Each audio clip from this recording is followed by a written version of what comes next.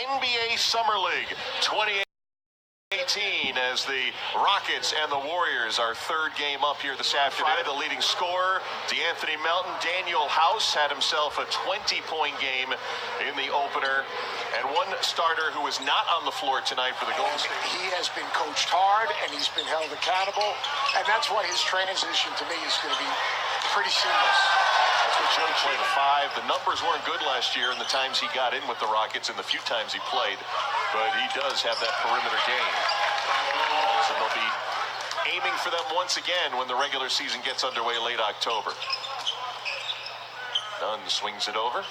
And on the baseline, professional basketball there. And kind of took a flyer on himself, as he wasn't a two-way player last year, but signed a G League contract. They're trying to get it down to Hartenstein. Both teams consecutive turnovers. A no-look for Bell, and finished on the reverse. Jacob Evans the third. Evans is one of those guys you do not have to run a play for. He's going to find ways to score, get to the glass, run the floor, attack a closeout. It's thinking. It's more just, it's natural. And more concepts. You're playing out of concepts and spacing. Here's Majette with a long floater. Good for Josh. Played over to Turkey, played overseas, also playing with the Puerto Rican national team. Trying to qualify for the World Cup, and that's what he does best, shoot it, as he did with the Miami players to Summer League. We told you Damian Jones went back to the Bay Area, have an MRI on that knee, precautionary. And there's a shot made by J.P. Tokudo, who was late second-round pick 3 years ago by the 76ers. Pistol action right there. See what Duval does. Terrific pass. Onuaku and one. Flexing the biceps. Free throw. Ryan Brown on the drive. Shee, who got beat, able to get a hand on that. Brown on the other end. Nicely done by Clavel defensively. Unioman onto the wing for Amari Johnson, who splashes. A very bright young man. Wrote a terrific article on that experience. It's great to see him get this opportunity. Yeah, every side of life, indeed, more than just basketball. But winning players. Yeah. Is not asking you to give away your secrets. Right? There are no secrets. It's just basketball. So I mean, like, we had ranked, and they turned out to not be as good as we had them ranked. And so we look back, and I said, why do you think these guys didn't make it? I just asked our group, why did the guys we had ranked through 8 bunch? Denver was just behind at the 9 spot. The Lakers, of course, with LeBron James. But that just adds to our conversation about. Can you tell with that one? Oh, it's the crazy. Like when you go, like I'll say, Draymond Green, he might be the most valuable player on Golden State on Twitter, and I'm a moron.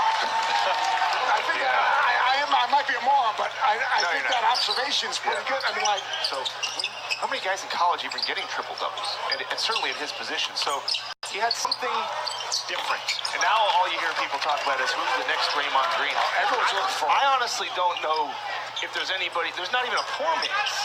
I mean, if you think around the league, who does what he does in the numbers? And when you're trying to keep this core together, even among a soft salary cap, and you get into the luxury tax, how do you navigate these coming years? Repko been around the NBA for 8 years. Stretch 4, can hit those threes for you. Played in Detroit and in Boston and in Utah as Elijah Brown. Not taking away anything from Houston. They had a great year, but the Warriors were not concerned with that top seed.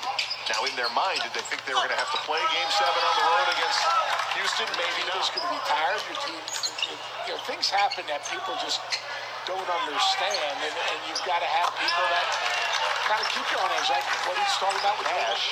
Like a move Bob Myers makes, looking to buy a second-round pick, and Vincent Edwards, four-year guy from Purdue. Yeah, and a guy with initiative and can defend. R.J. Hunter with the basket. China is listening and is going to call you out on that pronunciation. If they do, I'm going with Abu, which is his nickname, or Slam. And 35 seconds to go in our first half. Now can you spell it? Oh, no. I believe there are 31 letters. 33 seconds to go. R.J. Hunter pulls up and knocks down the triple. For a long period of time, because the money is absolutely insane. Taylor Duval, and that one was blocked by. Oh, go ahead. Would have shot that out of here. 2.9 to go in the half. Hunter with top of the Rexini, and still knocks it down. They started the game with this, trying to post up R.J. Hunter. Great pass by Bell right there. Well, we talked about the three-point shooting and would it translate?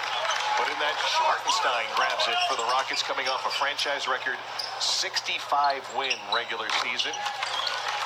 Three-pointer good for D'Anthony Melton, the rookie. Tough injury with a CP3 for Game 6 and 7 of the Western Conference Finals. How long do you turn the page, and how long was it? You never do that. He's blocking a lot of shots in the playoffs, so that'll keep getting better. I think the other part is when a lot of teams have to switch with us instead of us ISOing all the time, that we might be able to during the season. So it's been a lot of traveling and family time. Chris, thank you so much for the time. Appreciate it. Take care. Not having the shoulder and burden of handling the ball for 48 minutes. Well, the Houston Rockets are, as Mike D'Antoni told us, as Amari Johnson set to take on Chinanu Onuaku. Nice hesitation move. Johnson can't convert. Johnson gets it back. Johnson scores and goes to the line. This outstanding. Chris Middleton has really turned himself into a really good player for the Milwaukee Bucks. PJ Tokoto. He's had a few of those today.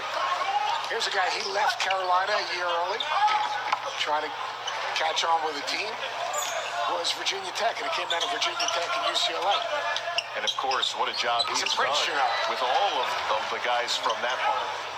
Luke was injured. Remember, that shoulder just never was the same the rest of the year. They were not able to use him for a number of games. R.J. Hunter filling it up. Magic will take on the Memphis Grizzlies coming up next. Mark Jones and Doris Burke will carry that for you here, and they'll also have the Lakers and the Bulls later on. And one nice wide open Tokoto. Melton skying high for the rebound. Yeah, we can do that.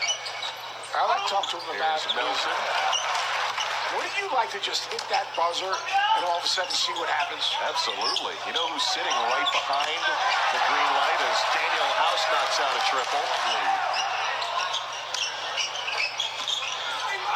Melton behind the screen, and the run continues for the Rockets. 20 decision-making, getting to the rim, knocking down some jumpers. The Jet hitting a Orlando Magic Memphis Grizzlies. That's next up for us here at the Thomas & Mack Center. Off the steal, Jordan Bell with the flush. After a Jordan Bell back in the game. And he comes up with that steal. Daniel House, great little pocket pass down low. Jaren Jackson. Why aren't you coming with us to this I'm big time dinner? I'm coming. Okay. You got to still work though, right? A little halftime thing. None missing the potential tiebreaker. Houston will pick up the pace here.